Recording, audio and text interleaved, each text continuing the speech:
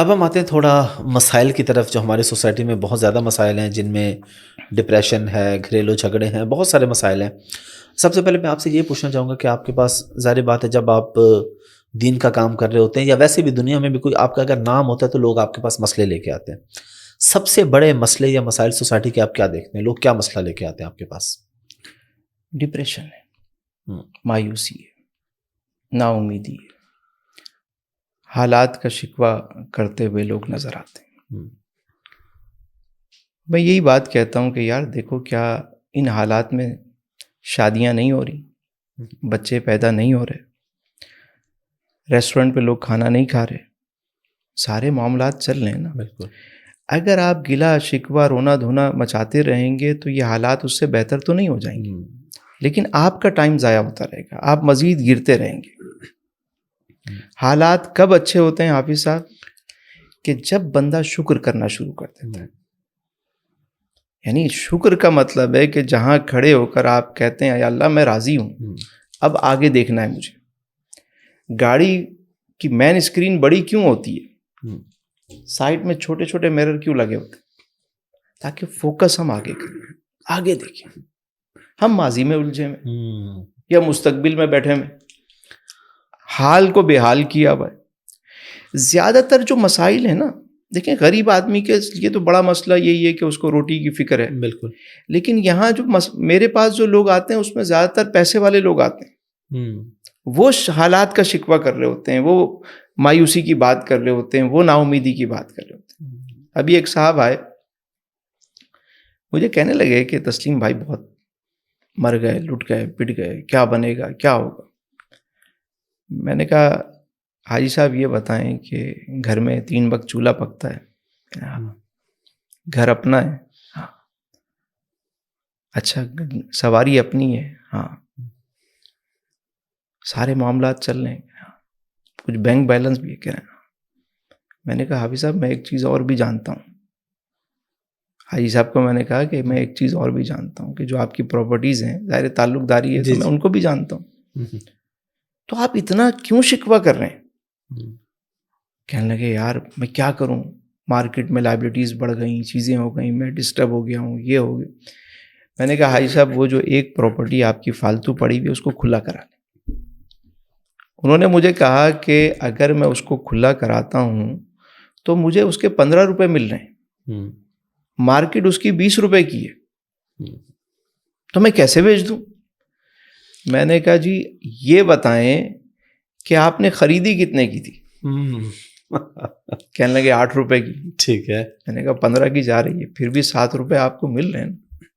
ایک چیز کھلا کراؤ، مارکیٹ کو ادا کرو، چیزیں کلیئر کرو، اپنے آپ کو ریلیکس کرو۔ ہم نے چیزیں بھی ساری رکھی ہوئی ہیں، ہر چیز کو سنبھال کے رکھا ہوا ہے، اور شکوہ شکایت بھی ہم کر رہے ہیں۔ کچھ بوجھ اس وقت اگر ہم اتار دیں، اگر ناؤ پھنس جائے مجھدار میں تو ہوتا کیا ہے، فالتو بوجھ اتارتے ہیں نا، ہم فالتو بوجھ نہیں اتار رہے۔ اگر صرف فالتو بوجھ ہی اتار دیں کہ جو غیر ضروری چیزیں کھلا کروا دیں، اس کو کم پیسے ملیں گے، کوئی بات نہیں۔ اور حافظ صاحب زیادہ تر کون پھنستے ہیں؟ جو لوگوں سے قرض لیتے ہیں، کریڈٹ پہ کام کرتے ہیں۔ یہ کاروبار کی تباہی کا سب سے بڑا معاملہ ہے، ادھار پہ لینا۔ جب اچانک مارکیٹ اس طرف جاتی ہے تو ہوتا کیا ہے کہ جو 100 روپے کی چیز مل رہی تھی، مہنگائی ہوئی تو وہ 200 کی ہو گئی۔ بالکل۔ اگر بالفرض کسی کے اوپر 1 لاکھ روپے کا مارکیٹ کا قرض تھا تو مہنگائی کی وجہ سے اب وہ 2 لاکھ کا ہو گیا۔ بالکل۔ اچھا اب یہ دیکھیے کہ جب مہنگائی ہوتی ہے، مارکیٹ میں چیز شارٹ ہوتی ہے، تو جو چیز اسے 100 روپے میں ملنی چاہیے وہ مہنگائی ادھار کی وجہ سے 120 روپے کی مل رہی ہوتی ہے۔ بالکل ایسے ہی، تو اس کا پروفٹ بھی گیا۔ اگر یہی کیش ہو اس کے پاس، حالات کچھ اس طرح ہوں، تو وہ کم سے کم اپنا کیش پہ خریدے گا، تو اگر 100 کی چیز ہے اس کو 80 میں ملے گی، پروفٹ مارجن بڑھ جائے گا، بڑھ جائے گا۔ میں نے ایک صاحب سے پوچھا کہ یار آپ اتنا ادھار میں اتنا مہنگا کیوں دے رہے ہو؟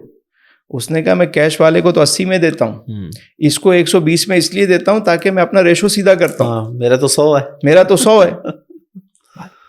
تو قرض والے کو ڈبل مار پڑتی ہے۔ ملکی مسائل کا بھی سب سے بڑا مسئلہ قرضہ ہی ہے نا۔ اور پرسنلی بھی اگر آپ دیکھیں گے تو زیادہ پریشان وہی شخص ہوگا جو قرض میں ہوگا. بالکل. اس لیے قرض کو اتاریں.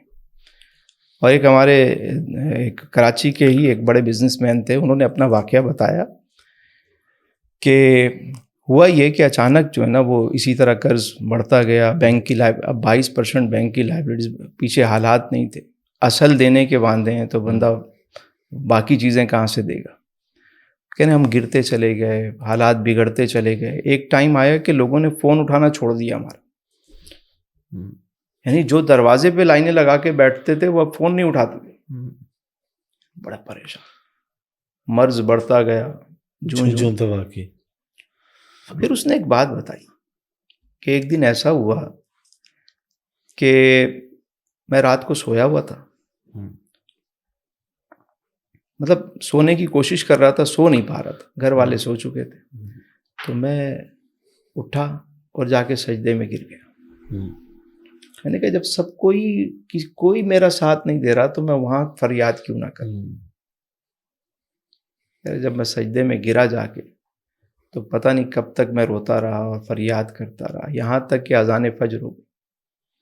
میں نے وہ نماز پڑھی اور جب دوبارہ آ کے میں لیٹا, میں نے وہاں ایک بات اپنے رب سے ضرور کی تھی کہ میرے مالک ایک موقع دے دے, آئندہ میں قرض نہیں لوں گا کسی سے, بس مجھے ایک موقع دے دے اور تیری راہ میں اتنے % خرچ کروں گا میں.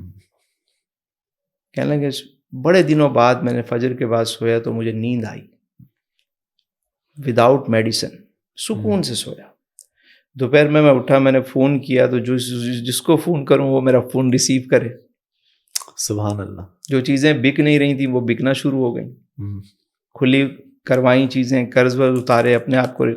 کہہ رہے ہیں صرف 12 مہینے لگے مجھے, ساری چیزیں بہتر ہو گئی. بسا اوقات قدرت آپ کو کوئی میسج دینا چاہ رہی ہوتی ہے, کوئی پیغام ہوتا ہے.